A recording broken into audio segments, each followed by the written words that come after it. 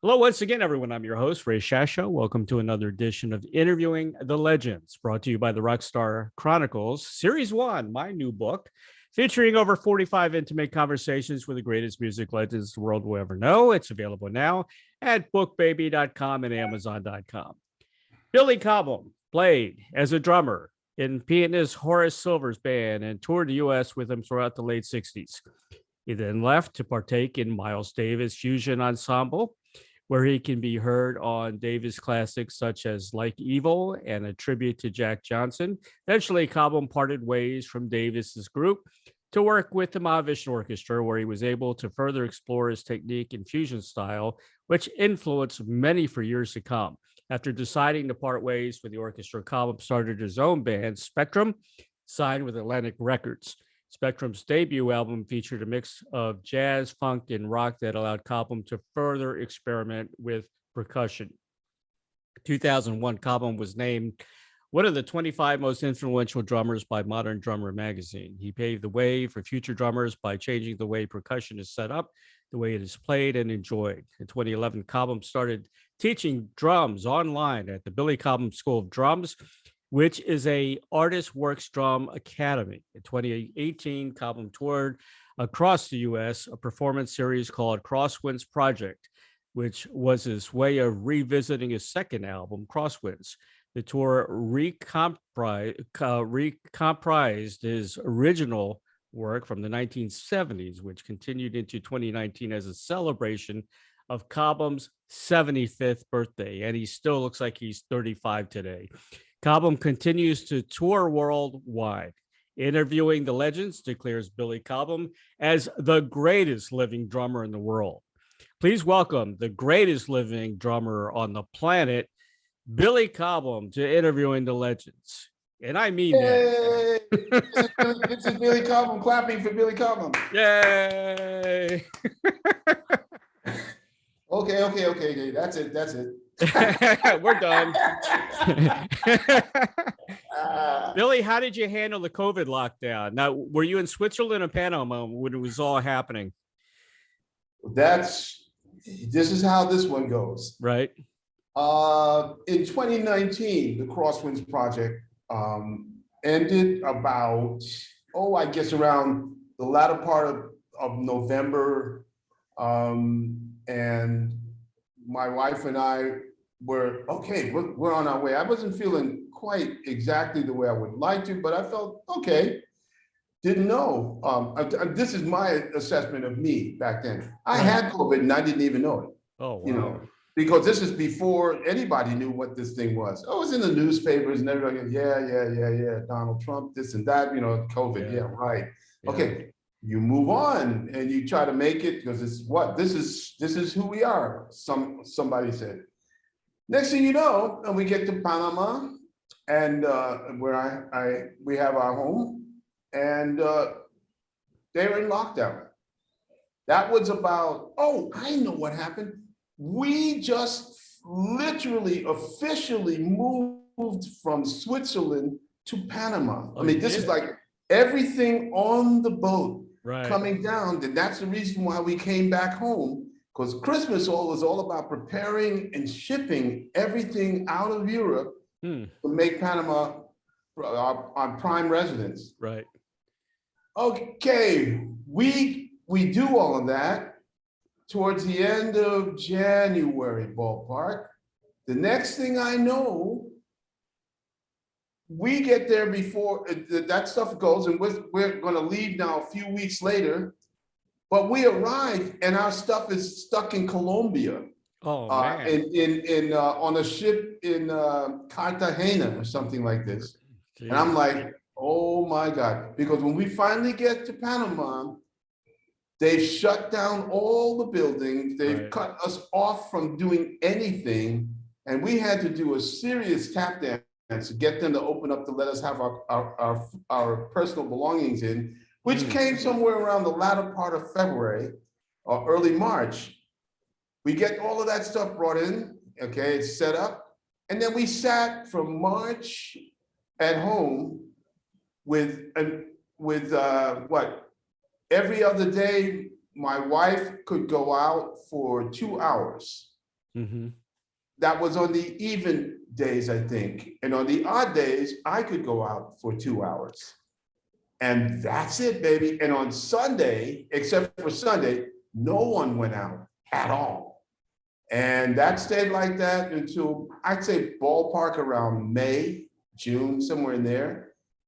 We finally got a humanitarian flight to Paris sometime in July. It was the last one leaving Panama until late fall, October, November of 2020. I had to go, did everything we possibly could because I had exactly 4 concerts that I had to do before the year was over. That's all I did. I had no other work. And the rest of the time, one of the most beautiful things happened between me and my wife. We got to know each other really well. And I mean, I'll never give it up, man. It was really beautiful because we got to sit down and go, okay, what day is today? Okay, so what are we gonna do? We can't go downstairs. We can't go take swim in the pool. We can't go to the beach. We can't go anywhere. We have to stay here. Yeah, yeah. What do you want to talk about? You know, or what do you want to do? Well, somehow we made it. Yeah. And I think we're much better for it. So it was a beautiful thing that happened. We then, as I said, did 4 shows. I think one was in Denmark, who was like, Denmark's whole thing was pretty intense. And I think, and I was working, no, I was just working as a guest of an art museum there and some local musicians. And I did 1 or 2 other things, I don't know, that was really lots of fun to do. The end of the year came, and that brought me into a situation where I had to have a replacement of my hip in 2021. Really? Wow. Yes, on my left hip. So that was on schedule, and that was another reason why I came back. Yep. To Swiss, because if anybody can do it, they can do it. And so they did it, but nobody told me it would take so long for me to return to normal. And how long did it take, Billy? It's 23rd of October, and I'm about 80% okay. Really? Yeah, this is 2021, and it's just now December. They don't expect to see me walking clearly until next February 23, at the very earliest. But no one said that to me. And I mean, what difference would it have made? I was having really serious problems anyway, so it needed to be done. Both of them need to be done, but the left one was really in serious problems. It had gotten so bad, so I was just limping around. And so I came back. We came back down here after the operation in February, again, March, April, May. I'm home, man. I can't go anywhere, and I'm just going through. It's not painful. It's just what's the alternative to pain was no pain, but also I had no power because all of my muscles had atrophied on the left side. So I was down to maybe 25% of what I used to have. And I had to have a couple crutches to get me around to walk and learn how to do that. And then eventually it was 1. And I thought that I was on my way. One day I said, oh man, I don't need a crutch. And then I tried to walk without one. And that was a real wake-up call. I don't think I could walk 2 meters, 3 meters without a crutch. Could you play the drums okay, or? As long as I sat down, which is painful, right. I shouldn't say painful, but uncomfortable. Yeah. I had help sitting down. Right. Because of the way I approach playing the drums, I use my ankles. I don't have to raise my feet. Yeah. So that was okay. And that saved my butt. But then the next problem was getting up. I couldn't get up without support. I couldn't take 1 step up on the riser. I'd need at least on a riser that would say 1 foot off the ground. I'd need 2 or 3 steps just to get my left foot to get up there without pressure. And all these different things I learned how to do, and that was cool. And then we're getting to the pièce de résistance. Billy and me and Gary Husband, great Gary Husband, yeah, keyboard player, yeah. last about a month ago, went out to have in India. I was going to get my other eye cataract taken care of. And so the night before, I met him in town and before the operation for that, which is no big deal really. But we're going to have an Indian meal. Well, we have the Indian meal. Okay, now we get up, it's around that dusk kind of light. You can't quite make things out exactly. And it's a little bit dark in London, North End. What happens? I fall over, and not only do I fall, but I fall on the eye that I was supposed to have. Oh, jeez. Oh my! How can you fall on your eye? I would highly recommend not. I won't expect. I wouldn't say you can try it. I'll tell you exactly how to do it, and then you see. Yeah, or trust me, it's not that you want to do it. So that happened to me. Then all of a sudden, there's this big coco bolo over my eye that was hanging and it blistered, and it's now back within 30 days. It's back to normal. Except that I don't see well, which I didn't see well before anyway with that left eye. Right. So I have to have that done next spring. That brings us up to now. During all this period of time, though, I'm still playing. Good. Good. So after that's done, they put me in the hospital for a couple of days. Right. In London. They get me out of the hospital, and I was going to be on a train because originally I was supposed to have a cataract removed, which means that you do not fly for between 2 and 6 weeks, depending on the severity of the thing. Yeah. In a plane because of the pressure. Right. So I was but since I hit my eye, but I didn't have it removed. They said, okay, next plane out, man, you're gone. So I flew up to Hamburg and played with the NDR big band with guy named Ajik Sandesky and Lindley Marte, who was a great bass player, who was the last bass player with Joe Zawinul. And a kid named Adam, I forget his last name now, who was a great violinist. And we played with the big bands, some arrangements of mine, and in a tribute to Ajik Sandesky, who was a piano player, great piano player from Poland. Got that done, and here we are. A few days later, as they say in Spanish, pobrecito.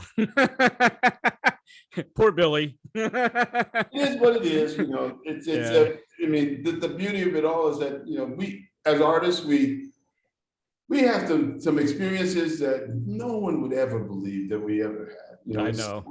You're joking, man. No, that's not possible.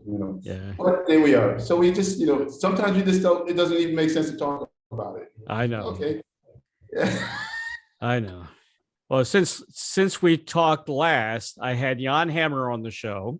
Oh, was he? Johnny Bolin, John McLaughlin, who is a nice guy, man. He very nice. Oh yeah, sure. He's mellowed out. Trust me. Very mellow. I'll say. Very cool guy. Oh. I've had 3 surgeries. I fell down twice. No. Surgery. I've got pins and screws up and down my arm. So I'm God. with you, man.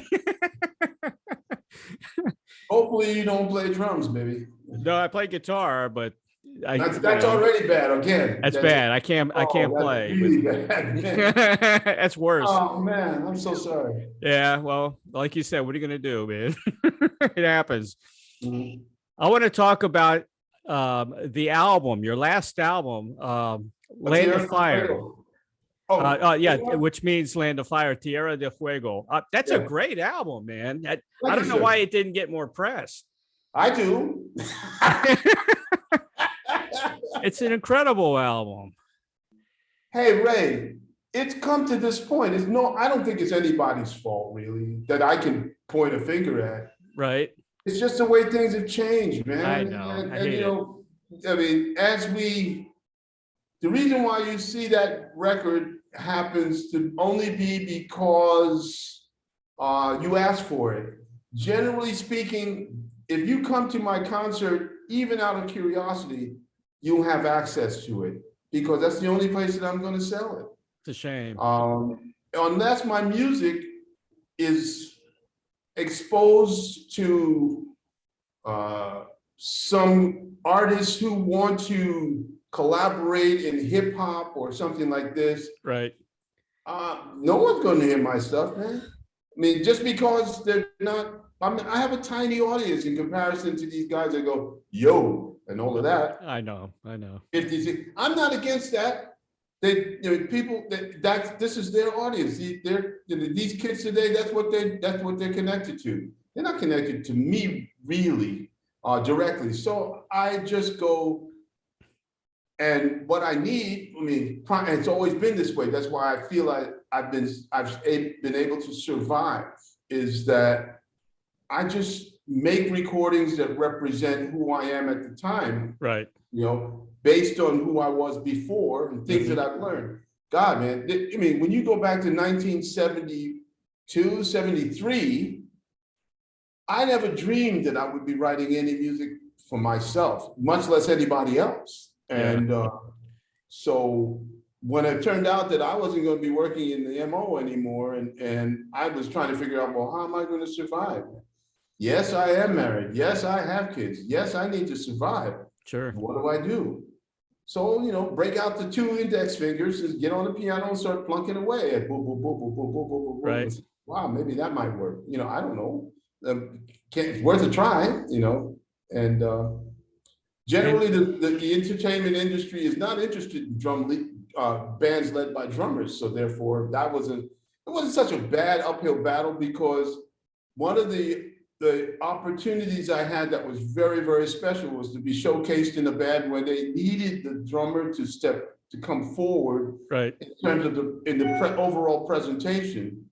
So that's what I did without having to move any of the kits physically. I just had to play as effectively musically as a supporter to make sure that things happened in the way that they were supposed to, And you got some great players on this album, though. The guy that's playing the guitar is incredible, especially on Symbiosis. Dunsmuir. What an amazing guy. Wow. David Dunsmuir is off the hook, man. I hope you guys get a chance. He should make, I can't believe, he may have recorded some material on his own, but I wouldn't even know where to find him. He is remote. He is out of Scotland. There's a lot of incredibly great musicians coming out of Scotland that people just never hear about. You don't hear about it. You're right. Because there's a big curtain in front of those people called England. Mm-hmm. Yeah. And, it's like England can go to Scotland and hold this whole thing on COVID and blah, blah, blah, blah, and not invite the minister of parliament for Scotland. Yeah. Crazy. Isn't that crazy? The prime minister of Scotland doesn't get invited to a thing that's being held that relates to her country and that's how much disrespect. Unbelievable. And these incredible artists are up there, man. My keyboard player, Steve Hamilton from Edinburgh, Dunsmuir is from Glasgow. One of the other keyboardists is Camelia Ben Nassour, and she is. Let me get this right. I may make a mistake, but it's Moroccan, French, Spanish, and she lives in the Pyrenees Mountains. And she's a wonderful player, very unique person that stays pretty much to herself and home in her small village, and that's all she wants. I mean, they're so well. Then artists are artists, It's like exactly. They do their best work where they feel most comfortable. Right. And so that's 3. And then there's Michael Mundese, who's played with McLaughlin and all these different people. And what's so wonderful about Mike is that he's right there all the time. Now, he's not going to take the world by storm and be considered the greatest, most prolific, blah, blah. No, but he's the best bass player to never miss a gig ever, in tune, right on the money. And I can't say enough about him, man. He's been with me, gosh, now we're approaching maybe 20 years. He worked with me the first time on the Traveler album back in 1994. Huh. You know, I mean, it just goes on. He did all of the Michael Jackson stuff Right. down on in Tin Pan Alley, and he's still doing it. You know, it's just he's just there, and those kind of people are rare to find. Very rare. Yeah. I want to mention some of the tracks on this album that I love. Of course, Symbiosis. Symbiosis has all the musical elements. It's got jazz, ambient, rock, prog, and fusion all wrapped up into one, man. It's a great, you know, it's a 9-minute, 15-second track. It's the intro to the album. It's fantastic. I just love it, man. Thank you. And some of the other, you play congos too on some of these tracks, right? On Dunes That Move. Oh no, Marco Lobo from Brazil is playing on that. He's playing on that. Okay. He was from Salvador Bahia, and he normally is my percussionist when we go on tour. Right. And he happened to be in Swiss just then when we needed to record. Cool. Mm-hmm. You mentioned your bass player too. He comes to the surface on for Bubba and Bella.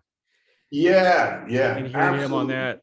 Yes, very important. Bubba and Bella happens to be two of my grandchildren. Really? Yeah. Cool.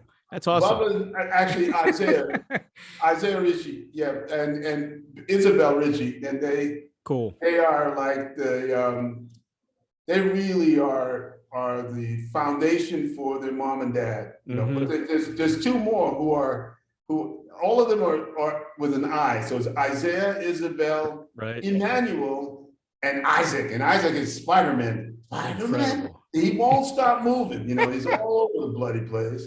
You know, and to this day, he's just hyper. Man, how do I do this? How do I do that? Bang, you know, bang, you know, bang. I'm okay. You know, he's another. You guys babysit? I can't. Not from where I am. No, I'm kind of there in Idaho. Oh, they're in Idaho. Wow. Yeah. Wow. Yeah. They, Dad, Richie is an amazing fix-it man. He's a great plumber. This kind of person that does, you know. Okay. Great story about Richie. They needed a car. They couldn't afford a car. They were living in Sacramento at the time. So Richie, as the story goes, went to junkyard and saw a frame of a Mercedes back then 420 ML or something like this. Nothing under the hood, right? Yeah. Genius. Went, and so he bought that because he knew somebody that had an engine that he could put under it. And between him and his brothers, somehow they put that bad boy together, man. Really? That was, good Lord. That was maybe 98, somewhere in there. It ran until about 2 years ago. Wow. And he always just fixed it. Cool. Oh yeah, something's wrong. Okay, hit it with a hammer, or you know. Right. You know, here's some gum. Stick that there. You know, whatever. And they put on another few 200,000-300,000 miles on this thing, going back and forth. Man, how old are your grandkids? Huh? How old are your grandkids? Okay, starting with Isaac. Evelyn's probably 3 now. Okay. Isaac has got to be 6. Emmanuel is Max is 9, his birthday. Isabel is 13. Okay. Isaiah is 18. And then I have August. Adam is now, he's a dad. Oh, actually, I gave you my great-granddaughter. Okay. Because my grandson, my oldest grandson, is about 28 years old. Yeah. And his daughter's named Evelyn. Yeah. So I mean, it just goes on like this, you know. It's awesome, man. I got 5. I got 5 grandkids. And you know what I'm talking about. I know what you're talking about. Opa. I don't have any money.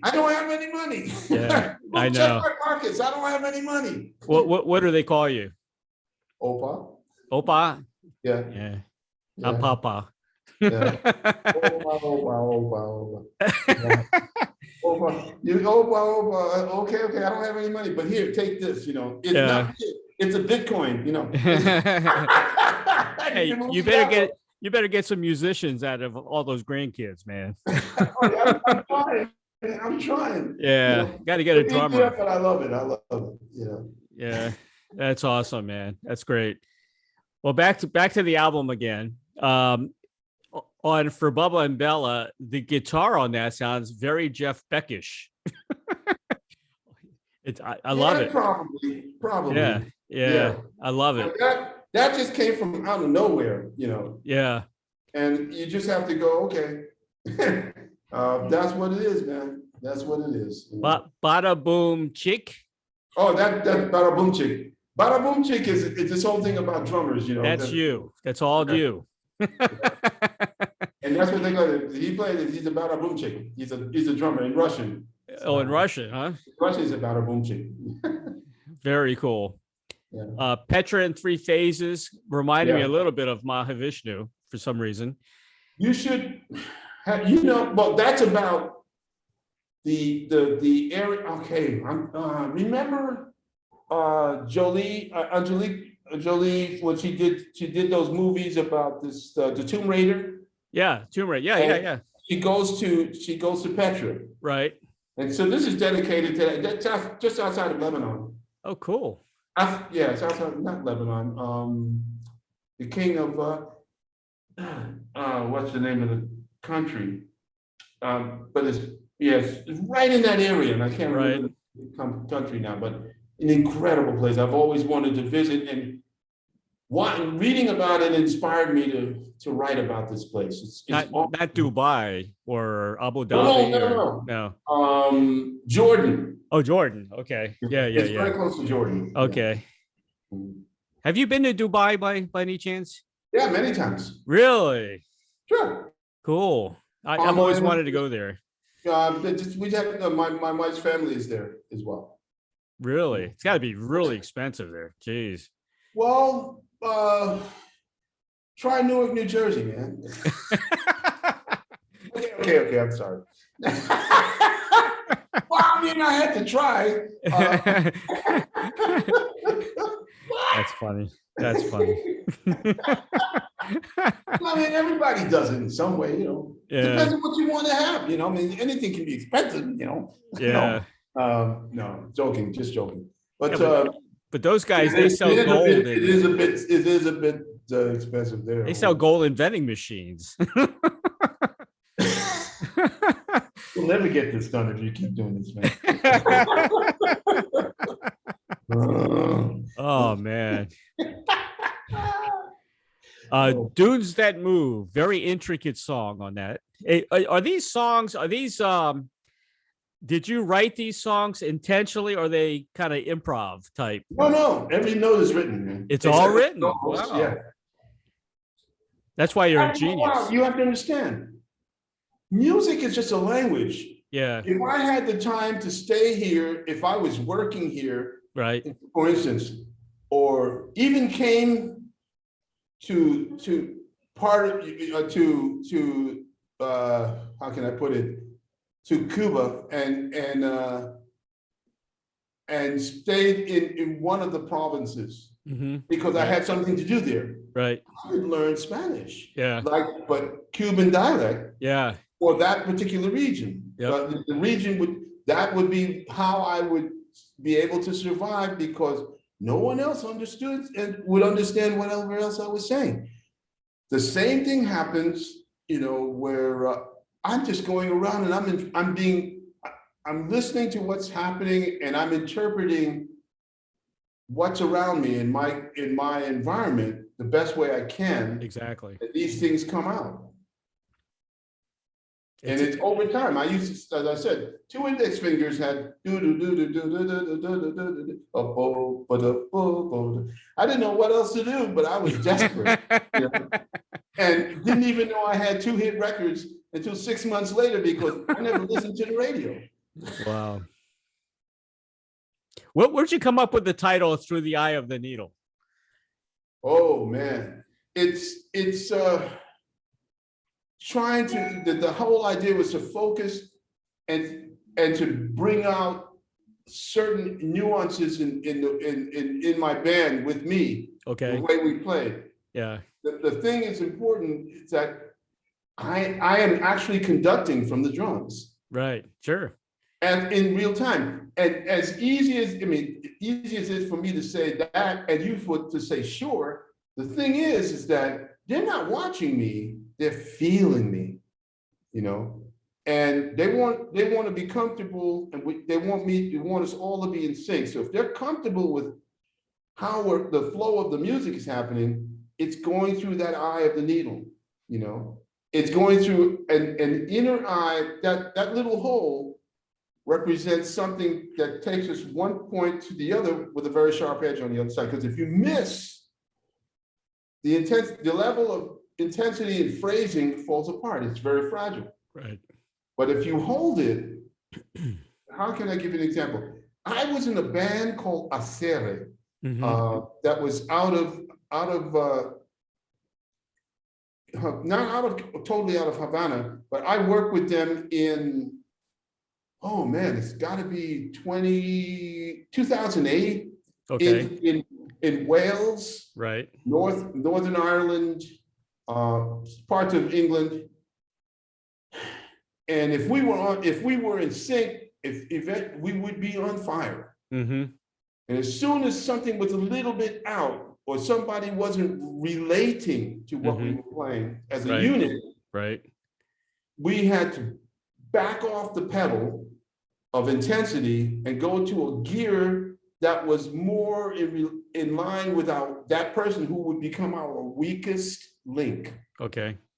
So to pull that person along, we had to do something that more laid it down so that they could feel more comfortable, which means everybody had to play different.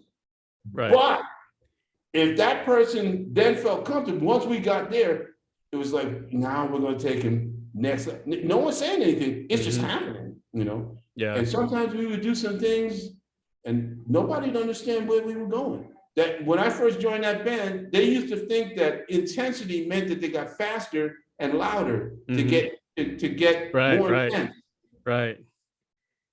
I said, we're going to fix this. So we just like, just dance with me, man. Yeah. Let's just do that. And the next thing you know, it was intense at different levels of volume. And it was still like it was about to raise the roof off the building because they could play, and all we were doing was song, all of the old, the stuff that just worked, and it felt so wonderful to do that. Yeah. And that for me was, again, another way of looking at the eye of the needle. Where are these guys now, the guys you played with? Havana. Oh, they're in Havana, huh? Oh, sure. Yeah. I hope that they're all okay and everything. I haven't been there. Yeah. When I first went to Havana, I was there as part of the Columbia Records junket back in 1978, 79. I remember that. Yeah, Iraquere and all of that. And then I went to Cuba at least one time more, I think. I can't remember. Yeah, or maybe not. I don't know. I can't say for sure, but for sure, just that one time, because I started to get, I worked with Cuban musicians, but maybe I didn't go to Cuba. I was working with the WOMAD, and I found Acere through Peter Gabriel, who wanted to work with them. Yeah. Did you know Celia Cruz? Only as a how can I say it? As a respectable, I respected her, but only as part of her fan club. Okay. I was in her presence, but she wouldn't remember me. I can't say I knew her. I may have said it was a pleasure, Senora, to work with. That was about all. Yeah. I talked to Dr. John a long time ago, and he loved Cuban music, and he knew Celia Cruz. Yeah. That guy, I love Dr. John, but it was very hard to understand him because of that accent. The Louisiana accent. You think so?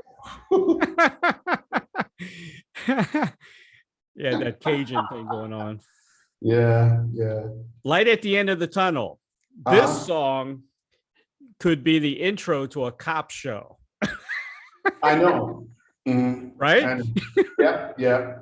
And it was representing a more, it goes back to 1974 when my band consisted of Mil Shalevyev,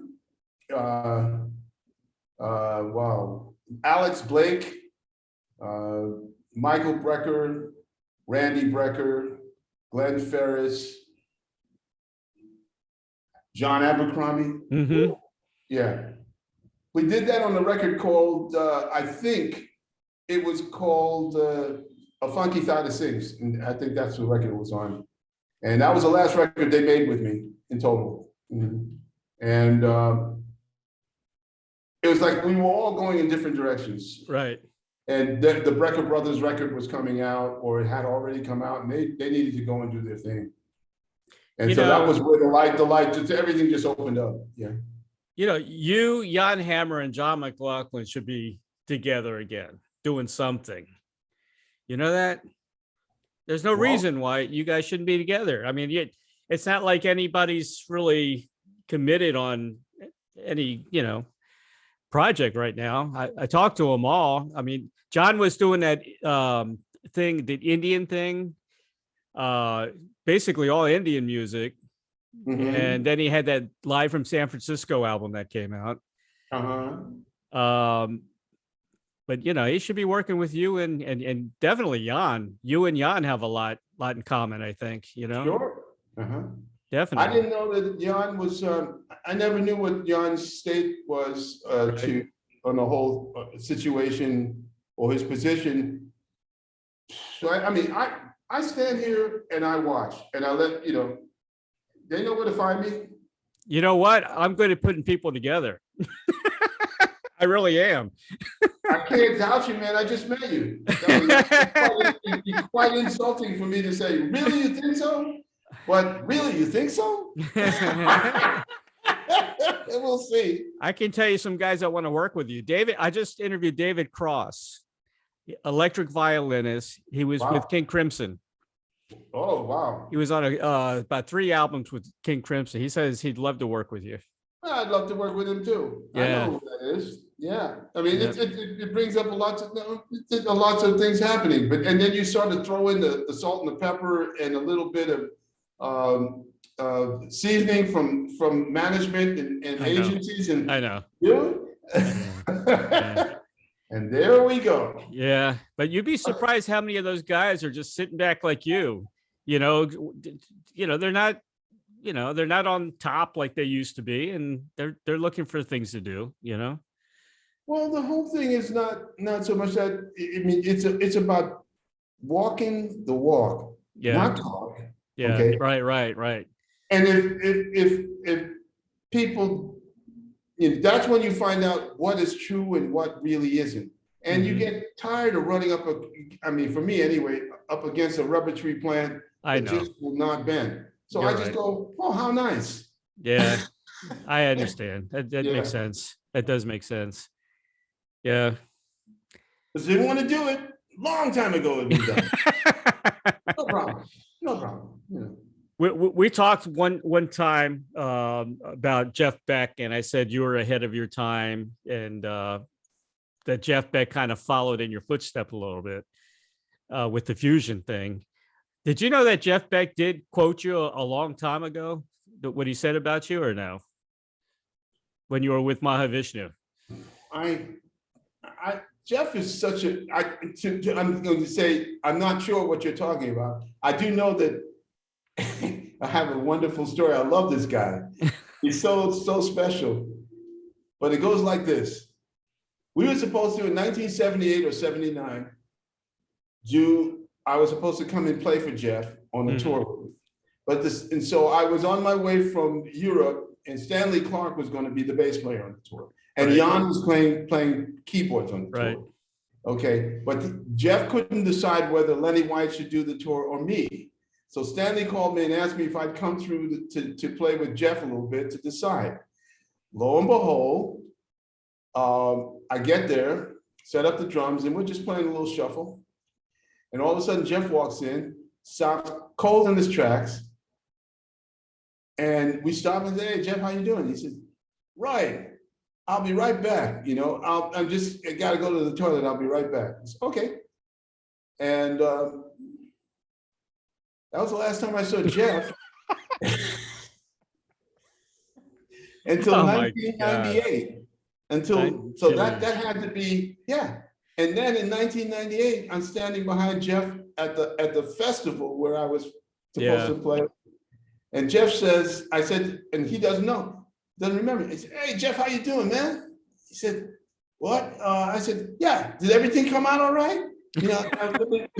What do you think? And then he turns around and he gets upset. He gets upset at me because he remembers who I am. Oh, I said, "Yeah, I just wanted to check because I'm still waiting to figure out if we're going to do the tour or not." And it goes on like this, till finally he comes to see me, probably 2014, 2015, because it had to be, Spectrum 40, and we're playing Ronnie Scott's, and I'm doing my little thing out front, selling my CDs, and I forget what Jeff looks like. I'm not expecting it, And he comes over to me and he says, "Billy," he said, "Yeah, how are you?" He says, "Man, that's fine." I said, "Really enjoyed the music." "Oh man, thanks a lot, sir. What's your name?" He said, "Jeff." "Jeff? Okay, fine." Said, "Great, I really appreciate it, man." He says, I said, and now I'm starting to look at him and going, "What's your last name?" He said, "Jeff Beck." I said, "Oh my God. Jeff, man, are you all right?" Isn't that crazy? Yeah, that's amazing, man. Everything come out all right? You're right. That's funny. That's hilarious. And I was on the floor. I mean, I had to stop and think about it. Who would have thought, man? And he's just so special. I wanted him to come and play with me, or I thought to try to do it in a collaboration, but we just never could make it happen. It was always such a shame, You guys would mesh so well together, man. It's unbelievable.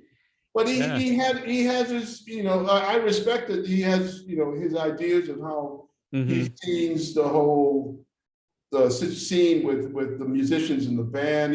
I remember him mentioning about Jan being his piano player and all of that. Yeah, I get it. And for some reason, we just, he looked at me, I got the feeling he looked at me as if I was playing better or more strongly. And my idea was to be in support of, never to. It's not a game for me. Music is not a game. But some people can view it in that way, and I respect that. But I'm about supporting. I present my ideas as an individual, but in support of other individuals. Sure. I want to make the band happen. That to me is a challenge. Sometimes it's and so we lose opportunities that way because of the misinterpretation of the individuals that are. I agree. Well, I'm calling out Jeff Beck right now. Yeah. I think he's afraid to play with Billy Cobham. How about that? You think that would get any help? It's all about you gotta play the music. If you don't feel comfortable, then it's better you don't play it. The music is that important. Important. It's not about who gets to the finish line first. Right. Yeah, exactly. So if you don't feel comfortable with it, then hey, God bless you, man. True. We can't do it. That's all. No problem. Well, he said this about you back when you were in Mahavishnu. He said Mahavishnu's drummer Billy Cobham was the best I'd ever heard. Not loud. That's not the secret. Powerful as hell when you want it to be, but 90% of the time he was just dancing with the drums. Just like a butterfly all over them. That's what he said. Muhammad Ali. Yeah. That's funny. And he probably got it. Was my boss at one point. Yeah. Who's that? Muhammad Ali. He was your boss? Yeah. He was. He produced the play that was about him called Big Time Buck White. Really? And I was a drummer in the band. Yeah. Very cool. That was at the Winter Garden. Oh my God! Say 1970. He fought Joe Frazier in 76, so it had to be around, or 77, so it had to be around 76. Yeah. I met Ali. What a nice man. Very Yeah, nice guy. but I tell you, man, if it's any way possible that you can avoid the jab, avoid it. Trust me. And he didn't hit me. The air just, he said, I'm going to show you now. Oh no. And the air Yeah. that he pushed towards me came at me and it put me on my butt. Did it really? Honest to God, man. Wow. What we're gonna say, we're fooling around. She says, come on, I need a sparring partner, man. And the air just went, my neck, my head went back like that. He never touched me, man. He looked at me, what's wrong with you? Get up. That's great. That's a good story. That's got to be in your book. I love that guy. I didn't know. I thought psychologically, probably I thought I got hit. I mean, I didn't know. He said, man, his hand was about 6 feet, 6 inches away from your head. What happened to you? I said, I don't know, but I felt the air was coming at me so heavy. I can't understand how those guys hit each other so I don't know. Yes, it made me realize I'm not in this business. Yeah. And there's a reason I don't even know how to take it, I sold a video camera to Chuck Norris. I had a business in DC in the Marriott Hotel, and he put his arm around me and was starting to feel around my back for pressure points. No. I said, Chuck, what are you doing, man? Stop it. Those guys, no. Stay out of the way of that stuff. Just watch on TV. That's as close as I want to get. As close as the television set. That's about it. But what a nice man he is. He was walking around the Marriott, and he all of a sudden he draws like a crowd of people. Just like he's coming into the ring, and they follow him step by step. Yeah. Entourage, man. Can you imagine going to Madison Square Garden from uptown on the A train, stopping at 59th Street on the subway to go down to 34th Street, Ali, to go and fight, and nobody bothers him except to say, God bless you, man. Take care of what stuff. And he's like, thank you. Nobody. A lot of respect. And no guard, nothing. Everybody was. Talk about all due respect, man. Yeah. Awesome. Here's a just quick story about another fighter. My mom, when she left Cuba, she went to school in New York. Okay. And World War II. And she was on the subway, and this military guy stands up and gives her seat. It was Joe Louis, the fighter. Joe Louis. Man. Yeah. Those are the things, man. He was in the military. Yeah. Yeah. What was it working? You worked with Quincy Jones, didn't you? Sure. I respect Quincy a lot. How was it? What was it work?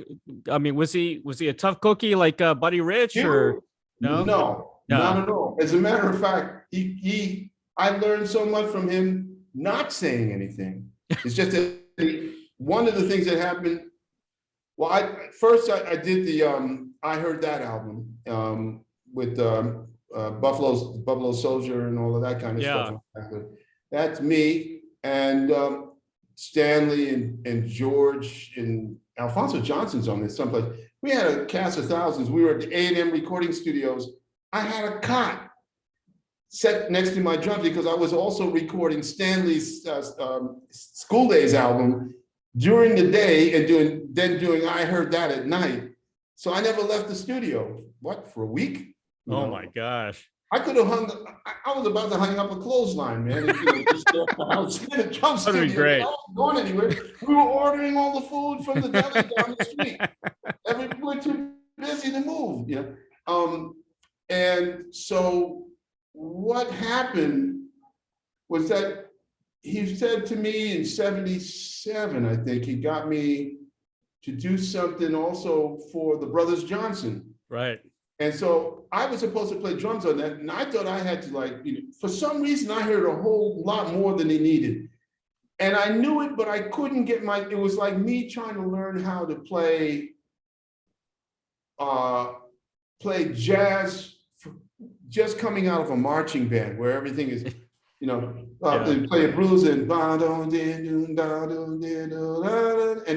be playing, if I was playing marches, I'd go, and with Quill, I was trying to fill the gaps on things that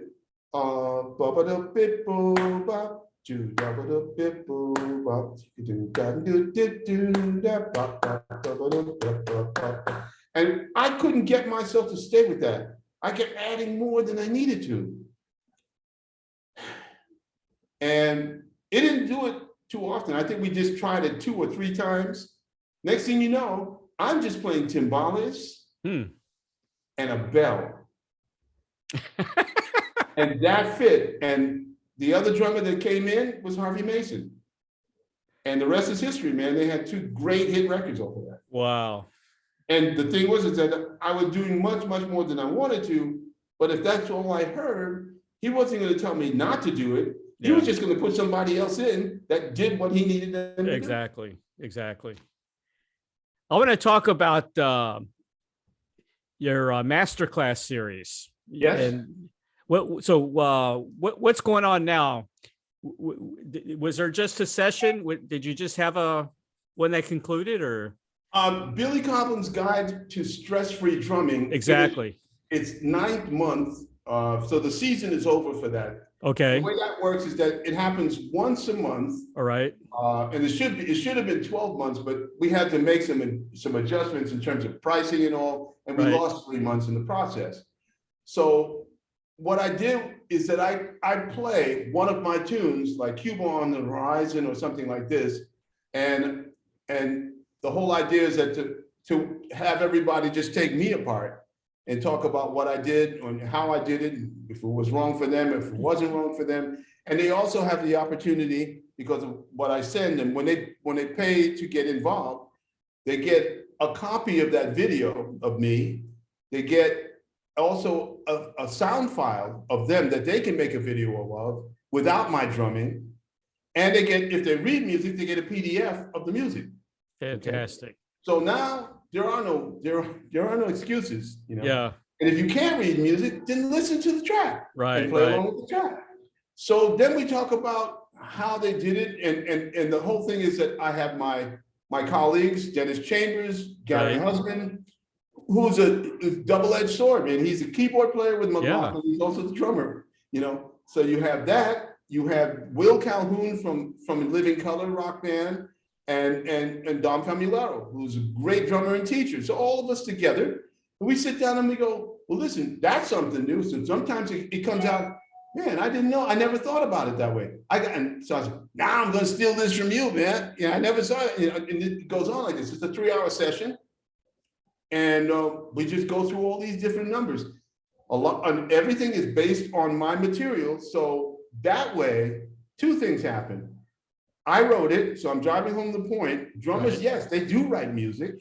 And by the way, the publishing I own, so I don't have to pay anybody else. Good. Good.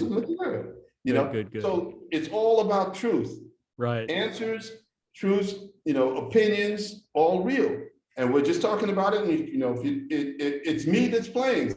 So where's my problem? If you're going to criticize me, show me something. When's the next one?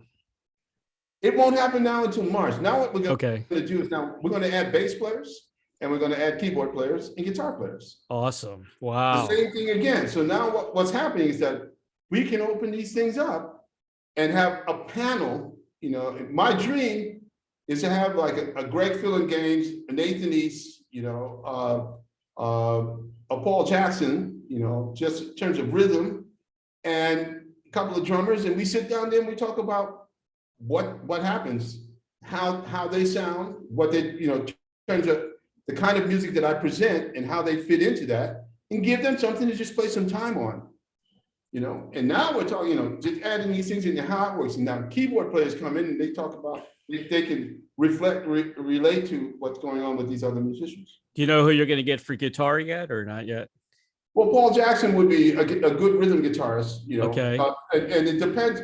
The music has to match up, and I have enough music in my portfolio to match up with specific guitars. Okay. in terms of their style. I don't want Right. anything that's way off the hook. I want people that, because it's primarily at the bottom line, how to play together with your colleagues. Okay. What feels comfortable. We do the Latin thing, we'll get people who are really comfortable in that, that's in their wheelhouse. Not something that, you know, you just throw at them, and no. Then, you know, when my tunes come through, I have things like Mescalero or all this kind of, it's got to be people who know how to play that. And then that's easy. You know, we'll put those together. There's a lot of people who can do it. That's awesome. Posture, be in control, focus on weakness, don't be afraid to multitask. Is that your words of wisdom? Yeah, you as a drummer, you're doing all these different things at once. Right. But one thing leads to the other. You know, it's like the elbow bone, and if you don't sit right, then how the heck can you play right? If you got the cymbals up here and all of this, energy goes somewhere. Yeah. So if you're relaxing and you feel comfortable, like when you relax, when you have, interestingly enough, dinner, okay, or breakfast, you keep your foot, you're right here, your elbows are in, your elbows face down, they're pointing out to a 90-degree angle. You play the drums that way, you go and grab something, you bring it back, you know, and all these things start to happen. It's much easier than being up here playing like, exactly. So these are all the ideas, again, that I'm presenting without saying anything. I mean, the words come, but you can see what I'm doing. And of course, the pictures are always with the back of the drum set, the feet, how they're working, overhead, 4 cameras, right side, forward. Done. I'm going to do the guitar session when that comes up, I think. Great, man. I think you won't be, disappointed. It'll be fine, and it'll be good to show. Hopefully, the whole idea is to get the series, the podcast, becoming a series where we can continue to send it on the streaming streaming basis. Yeah. I'm going to talk to my son too. He plays some drums. You know, he did it in school, in high school, and you know, sometimes you got to be a natural at it. I think drummers sometimes are naturals at it. You know, not everybody can play the drums. Yeah, they can sit down. You can only go but so far. Yeah, exactly. Something you have, if you're natural, but it doesn't mean that you have to stay where you are. You have to build on what my brother's a great trumpet player, right? Because he's naturally gifted to play, but he could be so much better if he had the discipline to learn why he does what he does, what sounds best on the instrument. His history has to be much stronger. And that's where I feel it's important for me. I was given something. My dad, a mathematician, but the funny part about it, he could play piano we never had a piano in the house. Ever. You know, but it just seemed natural for him to play piano. So he could play everything he heard. So I mean, Tito Rodriguez was a very close friend of our family. You know, Tito Puente was a very close friend of our family. Tito Puente. I mean, you know, and so it just went like this. And so, you know, they'd come on and he would play with them, you know, just for fun, because he was a statistician at Bronx General Hospital, you know, where he remembered where everything was. Yeah. Nobody knew, because there was nothing written down, because he knew it until he died. I always wondered if mathematicians are good at reading music too, because sometimes reading music's like math. I mean, it's complicated. Yeah, for him, he just remembered things. Okay. You know, he didn't need to read. No, it was all fun. Hey, man, I gotta go. Unfortunately. Okay. I gotta go. We can if we could finish this later. If you have We're good, man. We're good. Okay. I want to make sure I covered everything for you. Yeah. Thank you so much. And I just want to mention, I want to thank Nancy for arranging this interview. Nancy Ballack. She's primo. Yes. And www.billycobham.com. That's your website to go on to check on classes, the masterclass series. And please, everybody, buy Tierra del Fuego. It's an incredible album. Billy, it's been a pleasure again, man. I love talking to you, and you are the greatest drummer on the planet. I really mean that. Well, thank you, Ray. I mean, I'm glad. Thank you for feeling that way. I'm just a student, man. That's all. I'm studying from everybody. That's all. That's how I like to keep. I feel much more comfortable with that. I'm not. It's just, I do what I do, and if anybody wants to take something from that, I'm honored. That's it. Take care of that hip, man. Okay, I got no choice. Take care, man. All the best. All right, you too. Okay, goodbye. Take care. Right there.